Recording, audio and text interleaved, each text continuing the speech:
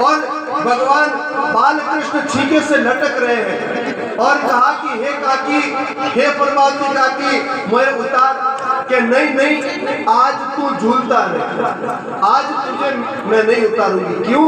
अरे तूने मुझे बहुत परेशान कर दिया। तू रोज रोज आता है और मेरे घर में माखन तो खाता है, वो कोई बात नहीं, लेकिन मेरे घर में बिगाड़ा करके चला जाता है। आज तो ऐसा ही लटकता रहे। हे काकी, हे प्रभाती काकी, वो नीचे उतार। हे काकी, हे प्रभा, चुप चुप काकीरा, चुप चुप के हे काकी, हे देख उतार दे मोए, देख मेरे हाथ में इतनी शक्ति नहीं है कि मैं झूलता रहूं। तो काकी नहीं, आज तुझे मैं सबक सिखाऊंगी, आज तो लटकता रहे। हे काकी नीचे उतार दे, देख नीचे उतार, फिर बात करेंगे कि क्या बात करनी है और तुम मेरे साथ क्या करना चाहे कर लेना, एक बार नीचे उतार। अब महाराज प्रभावती काकी ने अब महाराज भगवान के हाथ पकड़कर और नीचे उतारा और नीचे उतारा और नीचे उतार कर अब मेरे कन्हैया के हाथ पकड़ लिए प्रभावती काकी। कहा आज आया ऊंट पहाड़ के नीचे, रोज रोज जसोदा मोए, अरे चोरी तू करे, सीना चोरी भी मुंह पर करे और तेरी जो मैया है वो भी मुंह पर चिल्लाए, और इतने दिन हो गए तुम मुझे तंग करते हुए। आज मेरे हाथ में आया है, आज चल तेरी माता को बताऊंगी कि उसने कहा ना कि मेरे बेटे को रंगे हाथ पकड़ना, तो मैं मानूंगी। और आज मुंह के हाथ आया है, तो आज देख पूरी गोकुल में तेरी बदनामी होगी और आज से सब तुझे चोर कहेंगे। आज मेरे कन्हैया ने कहा हे काकी, हे प्रभाती काकी, चुप काकीरा, चुप। हे काकी देख, मैं छोटो सो बालक हूँ, नन्नो सो बालक हूँ, और तू मुझे मेरी माँ को जाकर कहेगी तो माँ मैया यशोदा मुझे बहुत मारेगी। तो को मालूम तो है ना कि मैया को कितना क्रोध आवे, और क्या तू ये चाहे कि मुझे मेरी माँ मारे? और हे काकी दया कर दे, मैं टाबर हूँ, मैं छोटो सो हूँ। कहा नहीं तू छोटो सा, अरे तू तो बुजुर्ग का कि बुजुर्ग है, अरे तू तो इतनी पंचायती करे के बड़े लोग भी इतनी पंचायती नहीं आवे उनको, और तू तो पंच बना हुआ है सब। काहे काकी छोड़ दे, ऐसे कैसे छोड़? एक काकी तू कहे जैसे मैं करने के लिए तैयार हूँ। अब प्रभावती ने सोचा कि कुछ न कुछ तो ऐसा करूं, तो प्रभावती ने मन में सोचा कि ये सबको नचाता फिरता है, आज इसको बोलूं कि तू नाच, कि देख तेरे बचने का एक उपाय है, तू मुझे नाच के बता। ये काकी मैं तो दुनिया को नचाता हूँ, वो नाच कहाँ है? कि नहीं नाचना पड़ेगा। अब महाराज अब माता के मार के आगे मार आगे भूत ना है। अब कन्हैया नहीं चाहते हुए भी कन्हैया नाच रहा है, हमारा थोड़ा वाद्य बजाओ। अब कन्हैया नाच रहा है और नृत्य कर रहा है कन्हैया, और जैसे तैसे हाथ ऐसे हिला रहा है, और प्रभावती आज आनंदित हो रही है कि हाँ जो जगत को नचाता है, जो पूरे गोकुल को नचाता है, आज वो मेरे सामने नाच और कन्हैया नाच और नाचते कन्हैया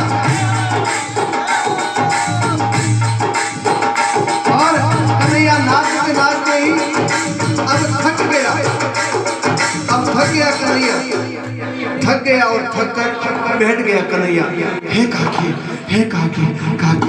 देख नाच तू, नहीं तो अभी तो तेरी माँ के पास पकड़ के ले जाता हूँ, फिर नाच। ये काकी मैं छोटो सो हूँ और मुझे नहीं नाचा, अरे नाचता कैसे? चल तेरी माँ के पास ले जाओ। ये काकी आज तो मेरा दम लेकर चैन लेगी, नाच। अब कन्हैया नाच हाथ में नाच रहा है।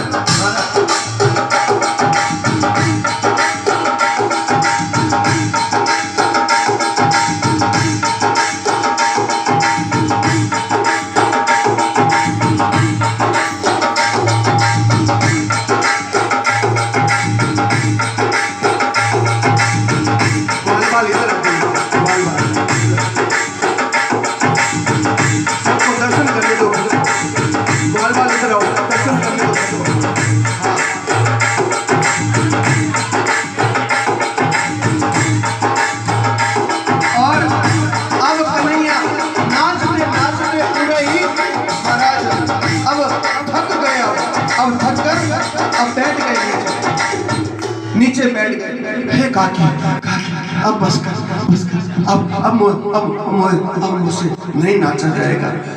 अच्छा बड़ा भोला बन रहा है,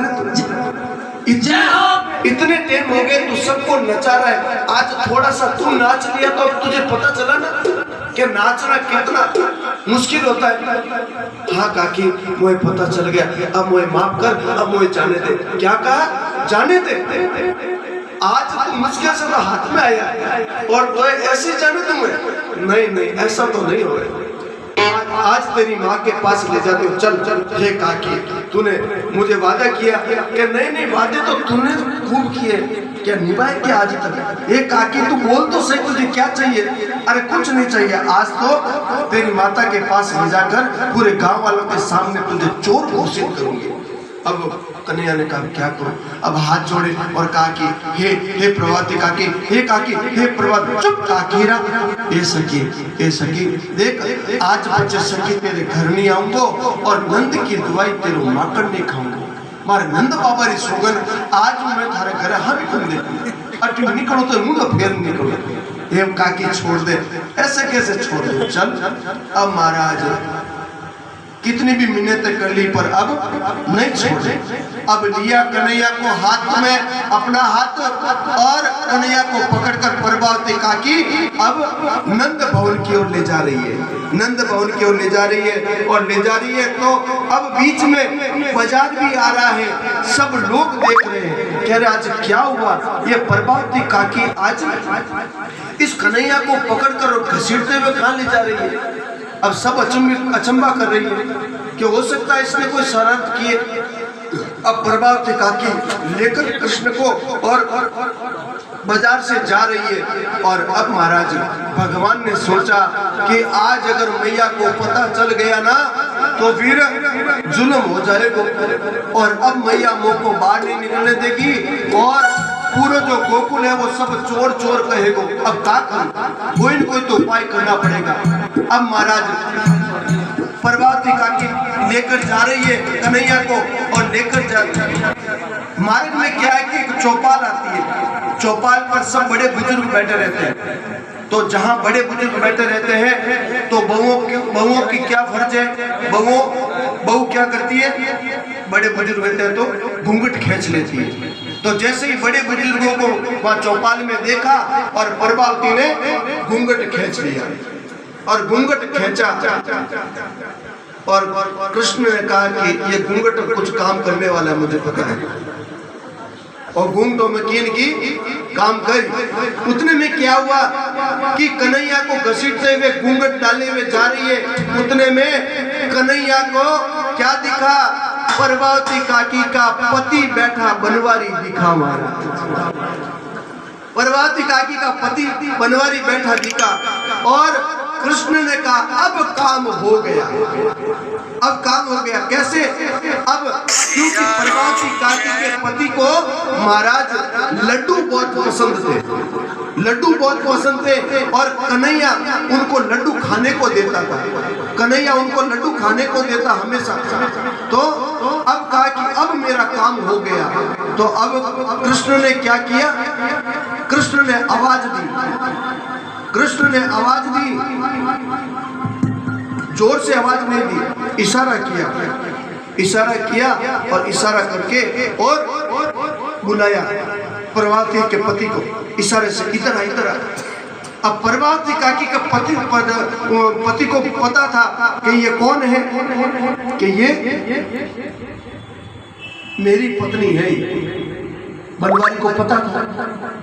तो उसने कहा कि मैं तो नहीं हूँ। अरे आओ इधर, कि नहीं मैं तो नहीं हूँ। तो कृष्ण ने कहा कि इसको कोई को लालच देना पड़ेगा, और लालच किसका? लड्डू को लालच देना पड़ेगा। तो कहा कि इधर आओ इधर, कि क्या आओ लाडू दूं, लाडू लाडू। तो क्या हाँ नहीं आऊँ मैं। तो भगवान ने सोचा कि एक नहीं दो का लालच दो, कि ऐसा इशारा किया, देख दो लाडू दूंगा, दो इधर आओ। अब महाराज वो लाडू का ऐसा लालच कि अब उसके चौपाल से आकर और कृष्ण को इशारा कर रहा, क्या बात है कि तू मेरे पीछे, मेरे पीछे। अब कृष्ण भगवान ने कहा पीछे आ। बाल गोपाल ने अब कहा कि करना क्या है, कि मैं अपना कहूं जैसे करना है। अब प्रभावती काकी लेकर जा रही है किसको, कृष्ण को। अब बाल कृष्ण कह रहे हैं हे काकी, हे प्रभावती काकी, हे प्रभावती, चुप काकी रा चुप, हे काकी, हे सखी सुन तो सही कि क्या बात है, कि हे काकी अरे तो लज्जा नहीं आए कि मुंह को लज्जा आवे, चोरी तूने की और मुंह को लज्जा आवे। अरे काकी वो बात नहीं कह रहा हूँ, मैं ये कह रहा हूँ कि तेरा भी अगर कोई छोटा बालक होता और तेरे इन मजबूत हाथों में अगर उसकी कलाई होती तो क्या सहन कर पाता। ये काकी देख मेरे हाथ कितने कोमल और तेरे हाथ कितने मजबूत हैं। कल ही वो श्रीदामा कह रहा था कि प्रभावती काकी ने एक ऐसा कमर पे चमाटा मारा कि उसकी 4 अंगुलियां बन गई। तो तेरा हाथ कितना मजबूत है और मेरे हाथ कितने कोमल है। तो कहा कि तो क्या करूं, अरे करना कुछ नहीं, कहा कि ये हाथ छोड़ दे और ये दूसरा हाथ पकड़ ले। प्रभावती काकी ने सोचा कि बालक है कितना ही करे। तो अब प्रभावती काकी ने कहा ठीक है मैं दूसरा हाथ मुझे दे। अब घूंघट तो निकाले हुए था। अब कन्हैया ने क्या किया कि प्रभावती काकी के पति का पीछे से हाथ पकड़ा और अपना हाथ छुड़ाया और प्रभावती काकी के पति का हाथ पकड़ा दिया। और कन्हैया तो वहां से फुर्र हो गए, कन्हैया वहां से दौड़ गए। कन्हैया वहां से दौड़कर अपने नंद भवन में चले गए। नंद भवन में चले गए और अब अपने पति को लेकर, और कन्हैया ने क्या किया कि जो अपना ऊपर ना था ना